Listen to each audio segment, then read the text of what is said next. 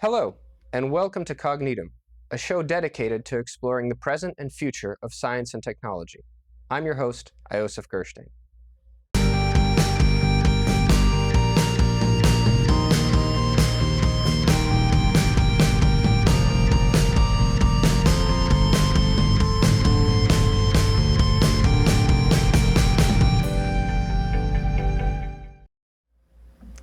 Hello. Tonight our guest is Yuri Deigin, founder of YouthBio Therapeutics and a longtime activist in the longevity field.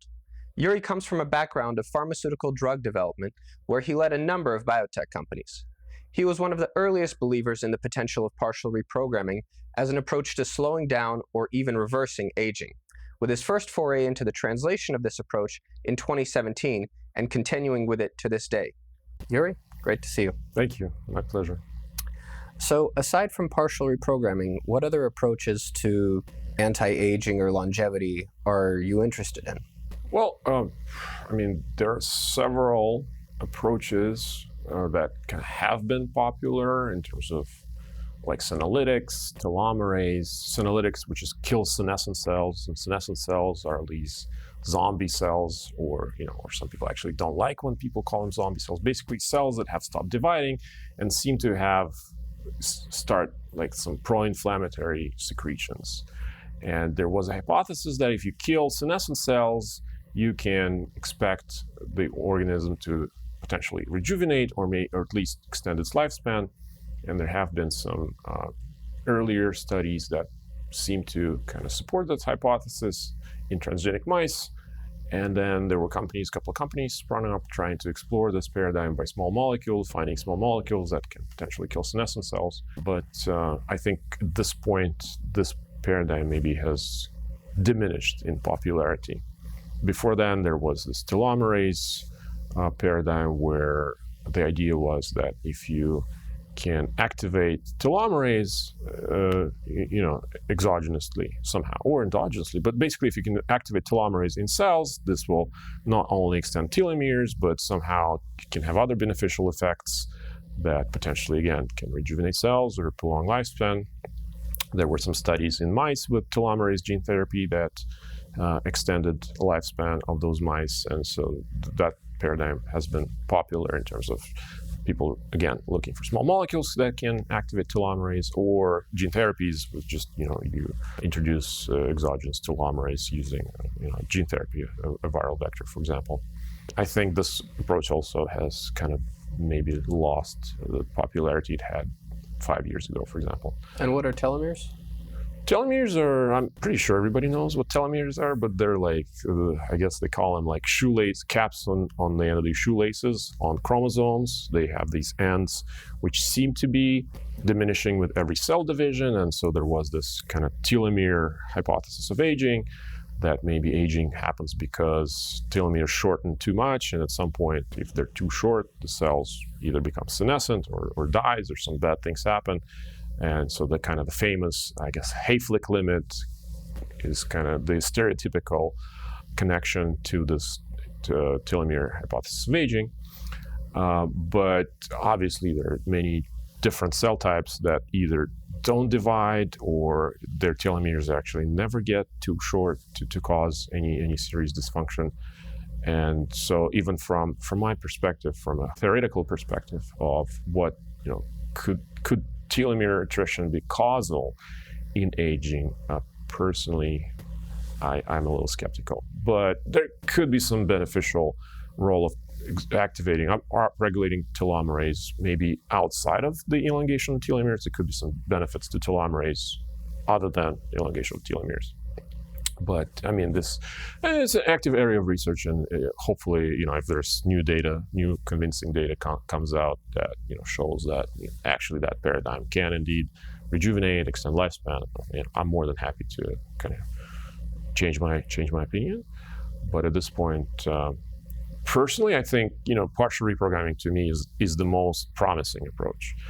In terms of other approaches that are also potentially promising, maybe in some other ways, there is this idea of down-regulating retro elements. Basically, with age, we see an upregulation of these kind of bad retro elements, jumping genes, transposons in our genome that are normally silent, they're repressed in our cells, but with age, they somehow, for some reason, get kind of released from their jail, from their epigenetic jail, and they can start wreaking havoc on the genome, can start causing DNA breaks and potentially cancer.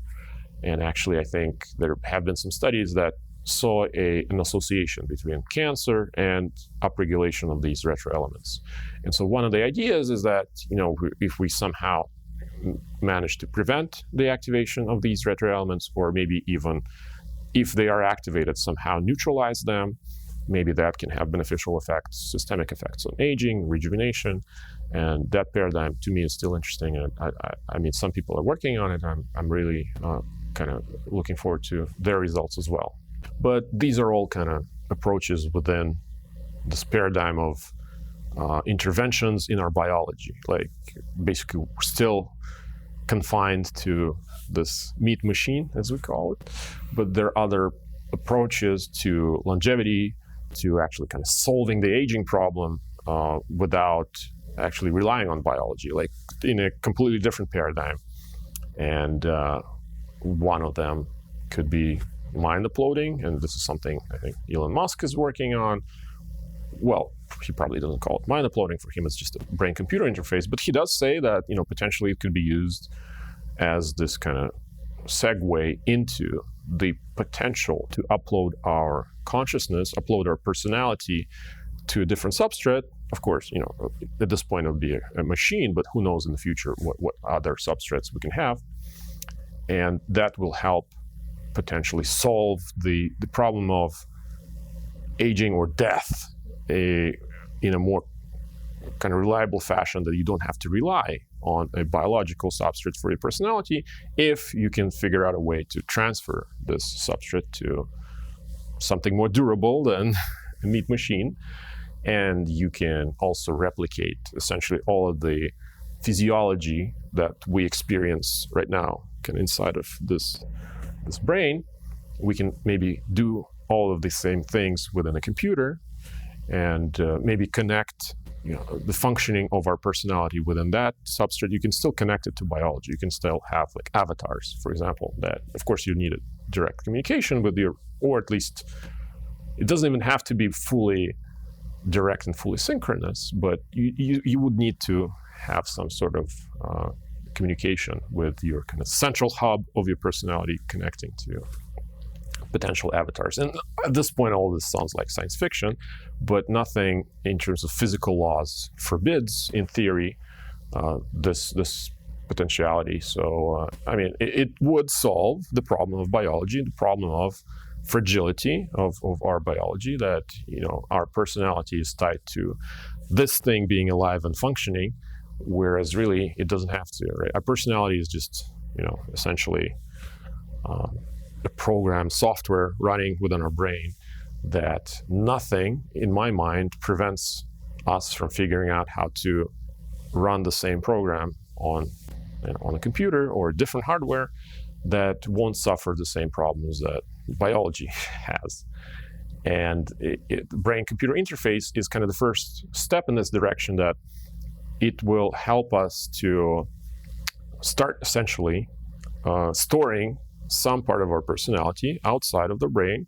And I mean, we already do that in our phones, right? We store a lot of our memories, and day-to-day life is happening in this organ that some people are almost directly attached to, but no reason why this couldn't happen, and more of processing and more of storage couldn't happen in a brain-computer interface, in a computer that is essentially directly attached to your brain, rather than have to rely on this kind of limited bandwidth that I think Elon Musk calls it, of your kind of eye processing, or your ear processing, and so on. So you basically believe that, first off, you interchangeably use consciousness and personality. So yeah. Personality is something that we can notice from as external observers. Consciousness is inherently a subjective experience. And I didn't mean to get into philosophical debate. I mean, just basically whatever function we have as personality is being run inside of a brain, and consciousness, I guess, inside of a brain is a prerequisite to you having a personality. And to figure out how your personality could be emulated or run on a different substrate, that substrate would probably need to first figure out how to emulate consciousness. Maybe it wouldn't need to. Maybe there's some emergent phenomena that might happen if you're able to replicate enough of the function of the different cognitive areas of the brain. And I'm really not a neuroscientist, at least not in this area, to know how and what progress is there yet. But I think eventually, if you're able to gradually upload your personality to a different machine, then at some point that personality will be able to continue existing and actually just overtake that kind of what you now believe you to be yourself inside here. You will continue existing and experiencing life and believing to be yourself in that different substrate, and maybe not even without losing any connection to your body as well. I mean, it's all, I think, quite far ahead. We are far from it, but in today's world, the scientific progress is so quick, and some areas can shoot up. AI, for example, and you basically don't even expect some novel new technology to emerge that can revolutionize a different field. Like if an AI, for example, AGI emerges and is able to solve, consciousness, and is able to then emulate it on a computer, and then Neuralink or some other company figures out how to have a seamless brain-computer interface, and that will essentially be the two missing puzzle pieces that will enable you to quickly but gradually transfer your consciousness, your personality to this new substrate in a continuous way without any loss of continuity. And this will maybe enable this technology to appear and allow us to upload our minds in a gradual way. What do you think is the ultimate goal of curing aging or ending aging? Not dying. Not dying. It's all about solving death. Death is, a very bad thing. Nobody wants to die. And the goal of medicine is to prevent death and to, make you live as healthy for as long as possible. But of course, right now, it's all kind of with wink, wink, you're still going to die. And basically, people, I think, like us, who are just not content with that wink, wink, asking why? Why do we have to die? What can we do to avoid dying? Dying sucks. Let's try to make sure nobody dies. Eventually, nobody dies ever, unless they want to. I mean, if you're bored of this world, you feel free. But as long as you enjoy living, you should have the option to continue living. And this is what I think medicine has been trying to solve. And this is what we're trying to solve in, probably little novel ways of figuring out how to just hack biology. Because we are hostages of biology. Our personalities are hostages of this meat machine.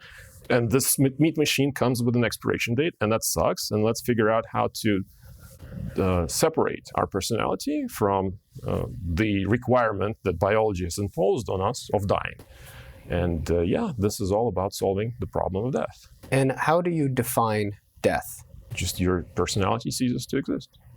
You're using the word personality instead of consciousness. And I want to highlight this distinction because personality is something that I can see in you, but consciousness is something that is exclusively within, that is the entirety of your subjective experience.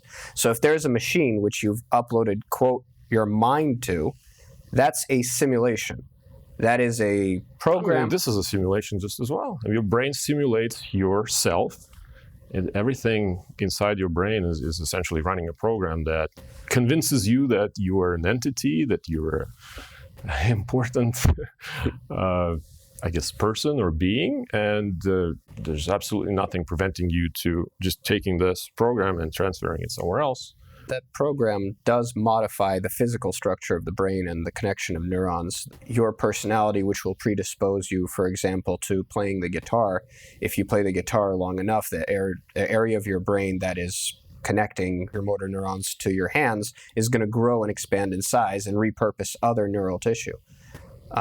So saying it's software running on hardware seems to be missing the complexity and interaction of the biology with consciousness. Mm-hmm.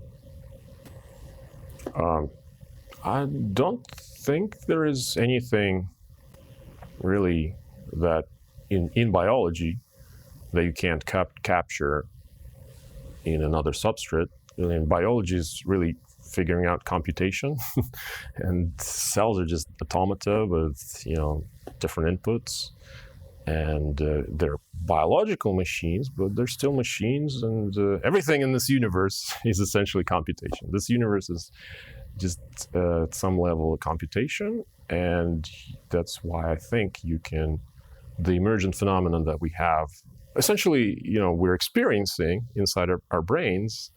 Of course, right now it's tied to, this hardware. And you can, I think, very much emulate this hardware on a computer and then emulate all of the aspects of the processing. Of course, it's very hard. It's very complex. And I don't know if it will be solved. But theoretically, there's nothing preventing us from, figuring out how does this machine work and replicating the workings of this machine, or at least the important workings of this machine, so that I feel that I still remain myself after I stop inhabiting this machine and start inhabiting,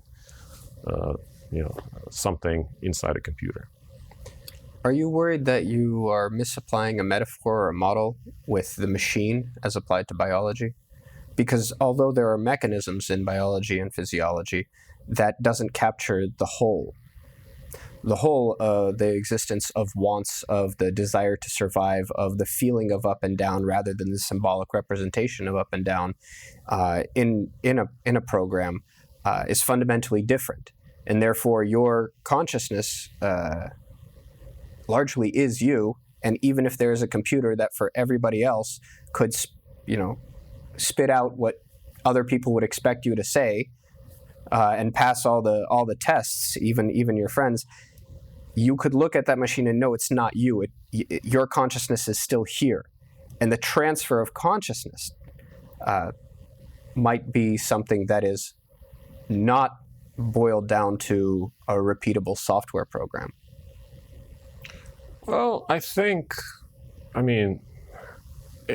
everything is subjective in terms of personality and consciousness, right? You're inside your consciousness, so obviously you will be experiencing it. And if someone just is able to completely clone you, like if we have a molecular cloning device, just take you, clone you, there'll be a clone of you who will think absolutely that you are yourself, and you would be indistinguishable from each other. But you would say that, and both of you would have exactly the same experiences inside, believing them to be unique and have this unique life history. But this is all an illusion. It's an illusion of our consciousness that's relying that you cannot molecularly clone things. But of course, once you upload consciousness, you'll be able to clone it in a computational way, and that brings its own host of problems that Black Mirror wonderfully dealt with a lot of them. But those are problems, I think, of a smaller scale than the problem of death that we're essentially trying to solve. But in terms of your first question about emotions and about feelings, no, to me, those are just, programs running inside your brain or instincts that are meant to manipulate you for the interest of biology, of reproducing and dying and carrying on the genes, or letting the genes, be carried on by future generations. And you can actually, if we figure out all the inner workings, we can actually, if we choose to, not transfer some of the kind of bad instincts, aggression, or violence that we're actually, sometimes are unhappy with, and we can essentially create better versions of ourselves. And we do this throughout life anyways, right? You start off with a very I wouldn't say spoiled child, but like impulsive child. But then you learn to control your impulses, you learn to control your emotions, not to give in to your bad emotions. And you probably would say that you your age are the same person as you were when you were 3 years old. But of course, if anybody else compares the two of you, there'll be very different personalities, very different. Consciousness, I guess, is emergent from within. And if you're able to then, transfer your consciousness and actually improve upon it, improve on some areas that you would like to improve in a programmed fashion, you could still believe this to be yourself. And it's really all about belief, right? I believe that I'm the same person who wakes up every morning, although, who knows what happened during the night. And this is the same thing with gradual mind uploading. If we kind of experience this process and then we start populating this new substrate in a continuous fashion, that it will remain believing that, this is us, this is me in the machine now. I'm still able to enjoy everything else that, my current body allows me to enjoy, but with the added benefit of potential durability, able to survive, biological death, or able to maybe experience things that the biology does not allow us to experience. But there you said focus on the things that are the good parts of our personality and try to suppress the bad parts of our personality. If we want, yeah. You're importing a moral framework of good and bad. Right. And good and bad is something that is in no way empirical. It starts with values. It starts with wants, desires, things that can't be reduced to fact. Because you cannot create an ought from an is. So given that, if we were purely a machine, then how would you define values and why you want? We are a machine that's designed to want. It's very simple. Animals are machines, cells are machines. It's just a matter of, there's nothing bad about being a machine. A machine is something that, has inputs and function, and it has, mechanisms.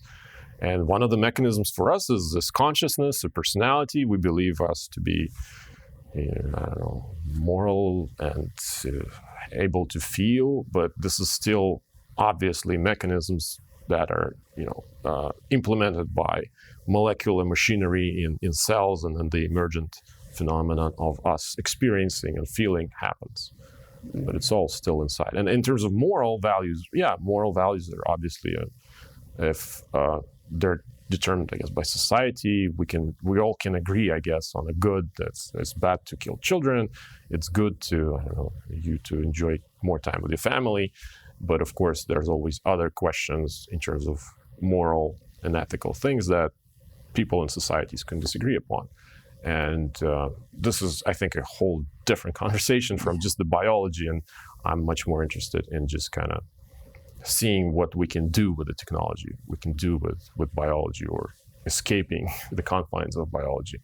And the ethicists and bioethicists, they can have their conversation about whether we should be or shouldn't be doing, or what aspects of this we should or shouldn't be doing. And probably, changing our inherent urges might be something that we wouldn't be doing in the beginning. But just in terms of, I'm more interested in the technology and the ability of humanity to kind of rise up above biology and take our personalities somewhere, I think, more durable or more interesting with more capabilities and persisting for much, much longer periods of time, that will enable us to do so much more and actually change our desires. If you know that you're going to probably survive for 1,000 or 1,000,000 years, you might be more interested in building a Dyson sphere than, arguing with your neighbor about some land,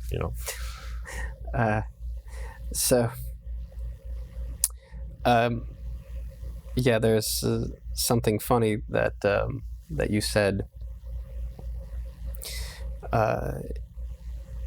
If the goal is to preserve personality for outward experience, and for many people the goal is preservation of consciousness, then they lead to completely different ideas of what survival means. For me, definitely a simulation of my personality in silico is not survival. It's just another form of denying the reality of death. and also the interaction of our biological substrate with what you would call a personality or what I would call consciousness, is something that I think is integral to what cognition really is. It's embodied. It's not abstracted. It's not math. It's more than that. But more importantly, you keep saying that, oh, it's emergent phenomena, that consciousness is this emergent phenomena. So we have this miracle, and we're just going to put this label on it, emergent phenomena, and then that sort of explains it, so that if we build something of sufficient complexity of an analogous structure, that it'll pop up again. Why do you think that's true?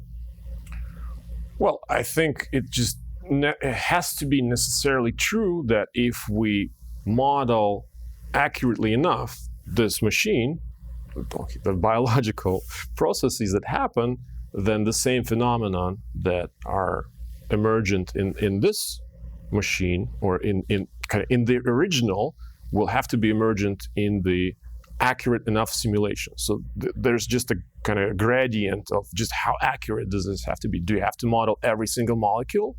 Because, I mean, if you model every single molecule precisely of your organism, I think you wouldn't disagree that everything that you experience, this model would experience as well, right? If you're able to run. No. Like, okay, if I clone you completely, molecular clone, if we had an accurate cloning mechanisms, would this clone experience everything the same as you would? No. No? No. Why not? Well, because he would be in a different physical space. If he was right here, he would be sitting next to me. He would see the world a little bit differently from minute one. Also, he would be subject to different electromagnetic fields. But that's not a big difference to think that he's experiencing something so differently, as you can't claim that he's alive and he thinks that he is. I don't know about. I would assume that if it's a molecular clone, like a molecule by molecule clone, that there will be a great deal of similarity, probably even more so than identical twins. However, the experience shapes everything, and even the fact of identity, of being in a physical body in a given time, necessitates that a clone, or an exact molecular copy, would inhabit a different space and would have a different history. And we do know that history will start diverging from the moment of cloning, but that's not any material difference in terms of the functioning and the personality. Functioning? I don't know about personality. Basically, if then instead of the clone, you can replicate everything, but in a computer, in an accurate enough simulation, I don't see a difference between that, and then we kind of descend the ladder of how accurately do you have to model. Maybe you don't have to do molecule by molecule. Maybe you can do some sort of like a connectome or something. Or maybe it goes all the way to having to model the entire universe completely in order for it to work. Why? Well, maybe the spin of quarks in subatomic space influences what you had for dinner. Yeah, potentially. Or influences or what we call stochasticity. That could be just us not understanding enough of the mechanism, if you believe in a deterministic worldview. I mean, the questions that arise when you start going down this rabbit hole become unsolvable and really are only reconciled philosophically. I'd rather encounter those questions descending that rabbit hole than just give up and die. Well, I don't want to die either. That's right. It's just a matter of figuring out what we're more comfortable with. And some people, if they're just completely fine with the current state of things, they don't have to be interested in this technology, embrace this technology. But for people who are interested and are willing to tolerate existing in a different substrate in exchange for not dying, nobody's forcing you to get uploaded. Of course, but hopefully we can ground, crematorium, or computer. Well, I hope we find a way to live in this substrate and not have to die or make death a choice. Okay, but still, it's very fragile. Even if we find, life extension that can extend our lifespan to 300 years, 1,000 years, this is still inherently fragile. You can get hit by a truck, and it's a shame of a loss of a wonderful personality that doesn't have to be so fragile, I think. Thank you. My pleasure. Great speaking. Thank you for joining us today. We hope you join us next time as we explore and elucidate the frontiers of science and technology with the thinkers creating the future.